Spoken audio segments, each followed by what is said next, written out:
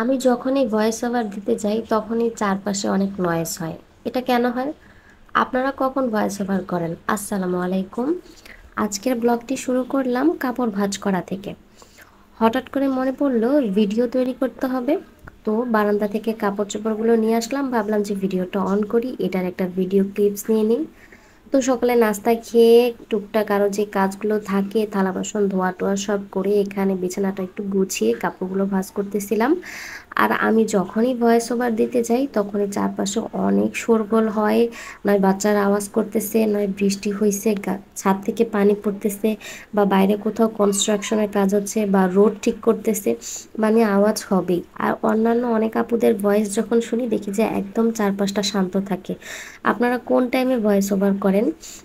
যারা এই আমার ভিডিওটা দেখে থাকবেন তারা প্লিজ আমাকে এই ইনফরমেশনটা একটু দিয়ে যাবেন। তো এই তো আমার কাপড় ভাঁজ করার পর এখানে প্রায় কিছুটা পেয়ারা আর শসা নিয়েছি। পেয়ারাটা এখন খাবো আর শসাটা দুপুরবেলা। তো ভাবলাম দুপুরেই খাই, বা যখন খাই একটু আগে থেকে কেটে রাখলে কাজটা একটু তাড়াতাড়ি হয়, আর দুপুরে খাওয়ার টাইমে আর ঝামেলা করতে হয় না। তো এখানে আমি পেয়ারাগুলো ভালোভাবে ধুয়ে এখানে কেটে নিচ্ছিলাম। পেয়ারাটা খুব ভালো ছিল, মানে কচকচে টাইপের ছিল, আর পেয়ারাটা অনেক মিষ্টি ছিল। সাধারণত আমি অল টাইম যেসব পেয়ারাটা খেয়ে থাকি এই পেয়ারাটা একটু ভিন্ন লেগেছে আমার কাছে। মানে পেয়ারাটা খেতে আমার ভীষণ ভালো লাগছে। তো এখানে আমি বেশ কিছুটা পেয়ারা কেটেছি, কিছুটা বলে রেখেছি, আর কিছুটা এরকম স্টিলের বাটিতে রেখেছি। তো এটাতে আমি একটু মরিচ দিয়ে মেখে নেব, হালকা মরিচ দিয়েছি এটাতে, যার কারণে এটা আলাদা করে আগে মেখে নিয়েছি। তো এখানে আমি পেয়ারাটাকে কিছুটা মরিচের গুঁড়া আর কিছুটা লবণ দিয়ে একটু ভালো করে মেখে নিচ্ছিলাম। আর ওই পাশের পেয়ারাটাকে আমি একটু বেশি করে মরিচ দেবো, তাই ওটা আলাদা করে রেখেছিলাম।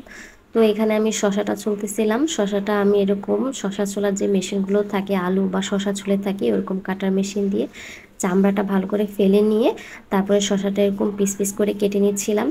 শশার সাথে টমেটোর এই সালাদ মিশ্রণটা কিন্তু খুব মজার। যাই হোক, আজকে শুধু শশাটাই কেটেছি।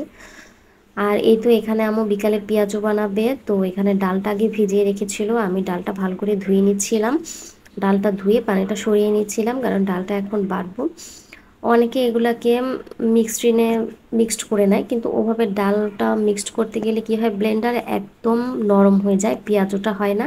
তো এরকম পাটায় বাটলে পেঁয়াজুটা একটু হালকা, মানে অর্ধেক বাটার মতো করে বাটলে তো দেখা যায় কি পেঁয়াজুটা খেতে ভালো লাগে।